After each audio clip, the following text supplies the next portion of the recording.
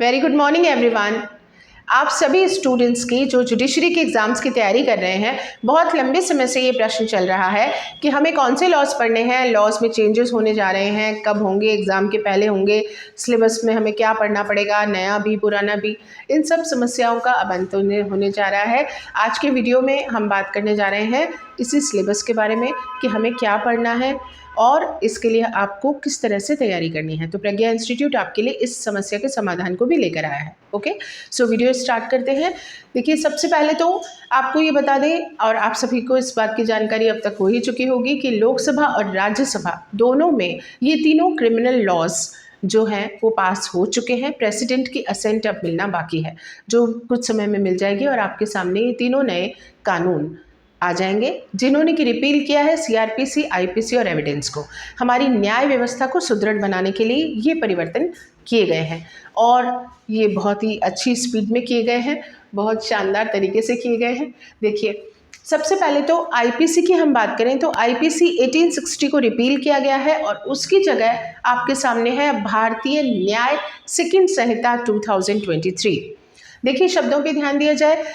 Previously जो इसका नाम था इंडियन पीनल कोड, जो फोकस कर रहा था पीनल पे, दंड व्यवस्था पे, और आज हम बात कर रहे हैं न्याय की।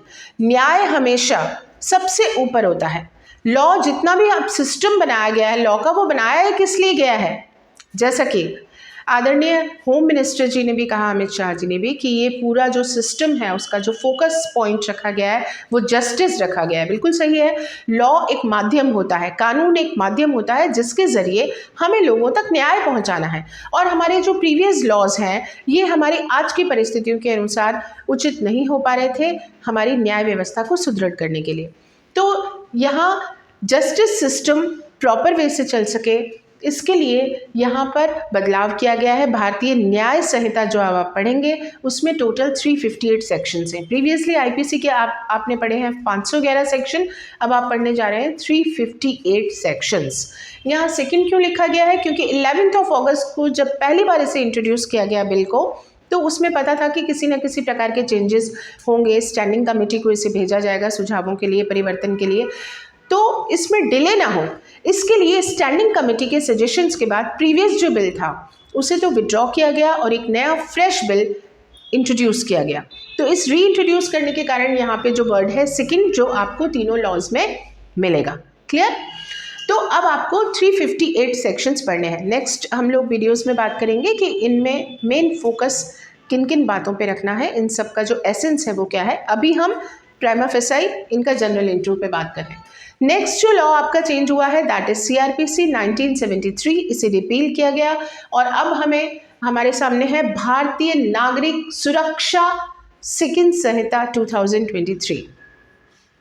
शब्द ही बहुत ही खूबसूरत है, नागरिक सुरक्षा। ये जो प्रोसीजर है, जो सब्सटेंशियल लॉ है, उसका प्रोसीजर जो सारा कोड बताता है हमें क्रिमिनल लॉ का, वो भारतीय नागरिकों की सुरक्षा से संबंधित, यानी कि justice delayed is justice denied हो जाता है। तो यहाँ बहुत सारी चीज़ों को इंसर्ट किया गया है जिसमें सबसे इंपॉर्टेंट जो फोकस पॉइंट है, डिले नहीं होना चाहिए। हर चीज़ का टाइम लिमिट फिक्स किया गया है।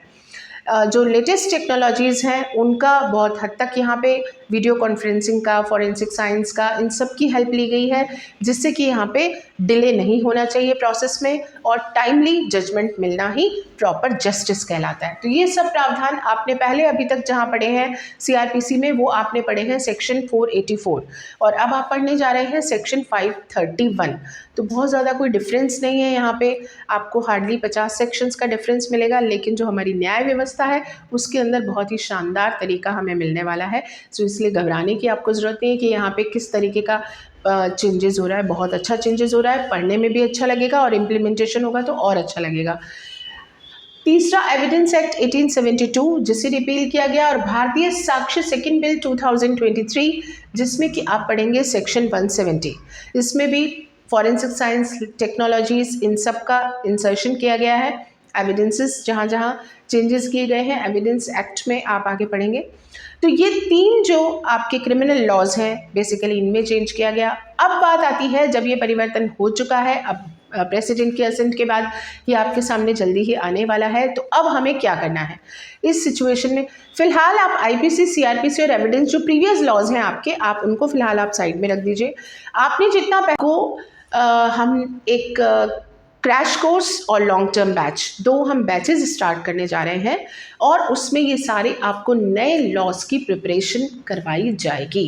ओके, ये बैचेस स्टार्ट हो रहे हैं 25 दिसंबर से।